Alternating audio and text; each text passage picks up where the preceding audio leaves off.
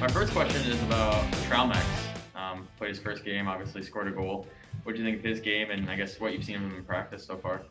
He's been good. I thought he had an excellent first game. He for a kid who hasn't played a professional game before and kind of came in. And it's a little awkward year this year, obviously as well. He was great. He was on pucks and skating straight lines, and I thought he was very involved. The goal was emblematic of the way he played, which was a hard working shift. The forecheck turned into a couple attacks, and then a relentless pursuit of the puck, and he gets his first. So he was really very impressive, and hopefully he can continue that. Kaiser has played well in his first two games here. He kind of had a rough year last year with all the injuries and things like that. Seems like he's a lot more calm in the net this year, just a little bit different.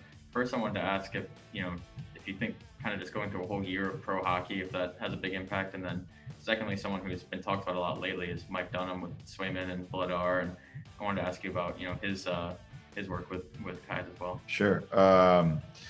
Kaisi had a tough start to his professional career, and you get an injury to the head, and you're not sure exactly what it is. And it's, as we've seen, time and time again, the brain is something that, we really can't mess with. So it took a while for him to come back, and I give him full credit.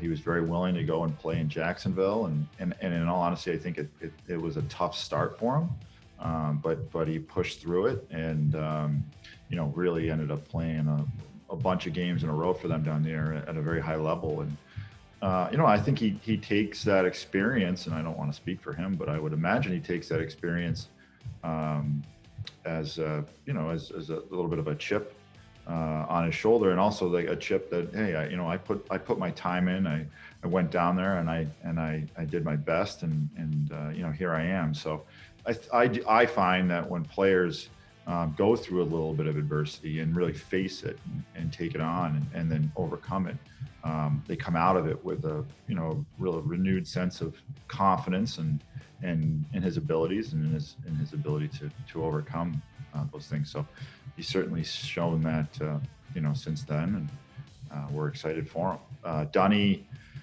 has been excellent. Obviously, his work speaks for itself, but just for me personally, working with Mike on a daily basis has been great. He's brings a wealth of knowledge in the goaltending realm. Obviously playing in a bunch of spots along the way.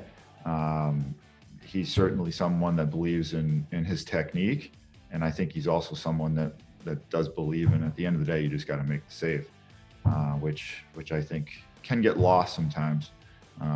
In this world we're living in with technique and this terminology and that terminology, and I think he finds a nice balance between the two. So he's been influential to numerous of our prospects, and you're seeing some of the results of that, and you'll continue to.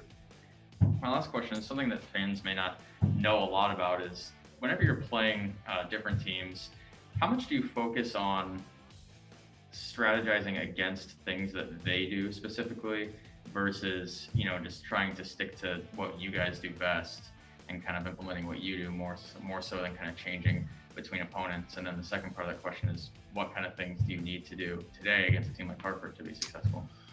Well, I think you've got to find a balance between it. If your team's not playing well and to its strengths and doing the things that make you successful, you're never going to win, no matter what you're pre-scouting or strategizing against on the other side. You're just never going to win. So you've got to make sure your team's playing well and playing to its strengths. And then that being said, I think we certainly look at the other team and what they're trying to do, and certainly if they've shown some threats, certain ways they score goals or want to expose you and that sort of thing, we'll certainly take that into consideration and do our best to guard against that. And then, at the same time, hopefully take advantage of a couple things that we might be able to, that plays to our strengths and not theirs. So it's a fine line. I think, we certainly want to respect the other team and want to make sure we know what's coming down the pike. But at the same time, it really does matter what's coming out of our room and what's going out on our ice, and what we've been working on, and making sure that we find our game. And then as far as today is concerned, we're going to have to be, ready for a very physical, high-paced attack from this Hartford group. They showed that last time. They were, playing with a lot of urgency and wanting to get everything to the net, pucks and bodies, and very, very physical on the forecheck. So we're going to have to be ready to get back on pucks and move them quick and clean and get out of our end, and go down there. And we're going to have to also be willing to get pucks and bodies to their net, because they really provide a pretty staunch defense against us. So it'll be a challenge, both ends of the rink. The biggest thing for us is really just making sure we're ready to go when that puck drops.